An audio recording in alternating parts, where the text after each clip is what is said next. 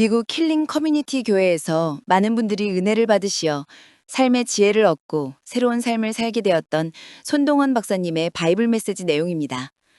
포기하고 싶은 유혹이 있을 때마다 우리의 미래가 점점 빗나간다는 하나님의 말씀을 되새기라. 갈 길이 너무 많이 남아서 포기하고 싶을 때는 지금까지 얼마나 많은 길을 걸어왔는지 돌아보라. 우리의 뜻대로 되지 않을 때조차 과거보다 얼마나 발전했는지 생각하며 하나님께 감사하라는 주제로 함께 은혜 나누겠습니다. 손동원 박사님이 이렇게 말씀하셨습니다. When you feel like giving up, remember that God's promises shine brighter with every step you take. 포기하고 싶을 때 하나님의 약속이 우리를 더 밝게 비춘다는 말씀입니다. 이 말씀은 우리가 어려움 속에서도 소망을 잃지 않도록 동기부여를 줍니다. 정말 깊은 말씀입니다. 우리가 힘들 때, 포기하고 싶을 때가 많죠. 하지만 손동원 박사님의 메시지는 하나님의 약속을 붙잡으라는 거예요. 본론으로 들어가서 첫 번째 핵심 메시지는 포기하고 싶은 유혹이 있을 때 하나님의 말씀을 되새기라입니다. 성경에서 히브리어로 티크바라는 단어가 나오는데 이건 소망을 뜻해요. 로마서 15장 4절을 보면 무엇이든지 전에 기록된 바는 우리의 교훈을 위하여 기록된 것이니 우리가 인내와 성경의 위로로 소망을 가지게 하려 함이니라 라고 했습니다. 이 말씀은 우리가 어려움 속에서도 하나님의 말씀을 통해 소망을 찾을 수 있다는 거예요. 맞아요. 손동건 박사님이 말씀하셨죠. God's word is the anchor that holds us steady in the storm. 하나님의 말씀은 폭풍 속에서 우리를 붙잡아주는 닻이라는 거예요. 이 말씀은 우리가 흔들릴 때 성경 말씀을 붙잡아야 한다는 교훈을 줍니다. 예를 들어 요셉을 생각해 봅시다. 요셉은 형들에게 배신당하고 노예로 팔려가고 감옥에 갇혔지만 하나님의 약속을 믿고 끝까지 포기하지 않았어요. 창세기 50장 20절에서 요셉은 너희가 나를 해하려 하였으나 하나님은 그것을 선하게 하사 오늘과 같이 많은 백성을 구원하시려 하셨나니 라고 말했죠. 요셉은 어려움 속에서도 하나님의 말씀을 되새기며 소망을 잃지 않았어요. 요셉의 이야기는 정말 큰 교훈이 됩니다. 두 번째 핵심 메시지는 갈 길이 너무 많이 남아서 포기하고 싶을 때는 지금까지 얼마나 많은 길을 걸어왔는지 돌아보라입니다. 손동원 박사님이 이렇게 말씀하셨습니다. Look back not to dwell on the past, but to see how far God has brought you. 과거에 집착하라는 게 아니라 하나님이 우리를 얼마나 멀리 인도하셨는지 보라는 거예요. 이 말씀은 우리가 지금까지의 여정을 돌아보며 하나님의 은혜를 깨달아야 한다는 교훈을 줍니다. 히브리서 10장 32절에서 너희가 전날에 빛을 받고 많은 고난 가운데서 큰 싸움을 견디어낸 것을 생각하라 라고 했어요. 이 말씀은 우리가 과거의 어려움을 이겨낸 것을 떠올리며 힘을 얻으라는 거예요. 정말 그렇죠. 과거를 돌아보면 하나님이 우리를 어떻게 인도하셨는지 알 수 있어요. 예를 들어 다윗을 생각해 봅시다. 다윗은 사울 왕에게 쫓기며 생명의 위협을 받았지만 시편 23편에서 여호와는 나의 목자시니 내가 부족함이 없으리도다 라고 고백했어요. 다윗은 과거 하나님께서 자신을 지켜주신 순간들을 떠올리며 소망을 잃지 않았어요. 우리도 힘들 때 지금까지의 여정을 돌아보며 하나님의 신실하심을 기억해야 해요.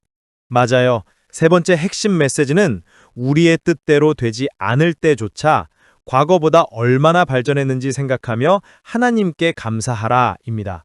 손동원 박사님이 이렇게 말씀하셨습니다. Even when things don't go your way, give thanks for how far you've come by God's grace. 일이 뜻대로 안 되더라도 하나님의 은혜로 얼마나 발전했는지 감사하라는 거예요. 이 말씀은 우리가 현재의 어려움에 매이지 않고 하나님의 은혜에 감사해야 한다는 교훈을 줍니다. 데살로니가전서 5장 18절에서 범사에 감사하라. 이는 그리스도 예수 안에서 너희를 향하신 하나님의 뜻이니라 라고 했어요. 감사하는 마음은 우리를 소망으로 이끌고 하나님께 더 가까이 나아가게 합니다. 정말 감사함이 큰 힘이 되죠. 손동원 박사님이 라틴어로 이렇게 말씀하셨어요. 그라티아 데이 노비스 스페스라고요.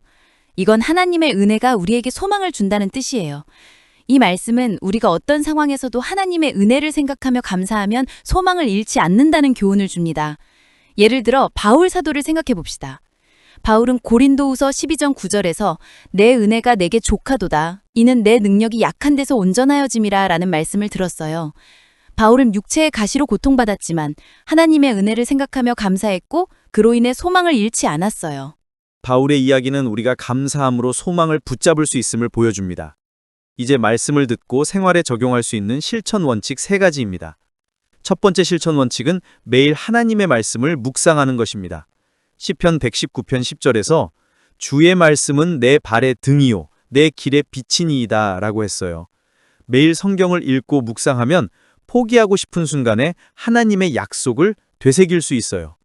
두 번째 실천 원칙은 과거 하나님의 은혜를 기록하는 것입니다. 여호수아 4장 7절에서 이스라엘 백성이 요단강을 건넌 후 돌을 쌓아 하나님의 은혜를 기념했듯이 우리도 일기를 쓰거나 감사한 일을 기록하며 하나님의 인도하심을 떠올릴 수 있어요. 이 기록은 힘들 때 소망을 주는 힘이 됩니다. 맞아요. 세 번째 실천 원칙은 매일 감사 기도를 드리는 것입니다. 빌립보서 4장 6절에서 아무것도 염려하지 말고 다만 모든 일에 기도와 간구로 너희 구할 것을 감사함으로 하나님께 아뢰라 라고 했어요. 감사 기도는 우리의 마음을 소망으로 채우고 하나님께 더 가까이 나아가게 합니다. 정말 귀한 실천 원칙들이네요. 이제 결론으로 들어가겠습니다. 예수님께서 마태복음 11장 28절에서 이렇게 말씀하셨습니다. 수고하고 무거운 짐진 자들아 다 내게로 오라. 내가 너희를 쉬게 하리라. 이 말씀은 우리가 포기하고 싶을 때 예수님께 나아가면 소망과 평안을 얻을 수 있다는 약속이에요. 손동원 박사님 바이블 메시지 들으시는 여러분, 어려움 속에서도 하나님의 말씀을 붙잡고 지금까지의 여정을 돌아보며 감사함으로 소망을 품는 결단을 하시길 바랍니다. 정말 은혜로운 시간이었습니다. 이제 기도로 마무리하겠습니다. 하나님 아버지, 우리에게 소망을 주시는 말씀을 허락하심에 감사드립니다. 어려움 속에서도 주님의 약속을 붙잡고 감사하며 나아가게 하여 주옵소서. 이 모든 말씀을 주님 되신 예수 그리스도의 이름으로 기도드립니다. 아멘.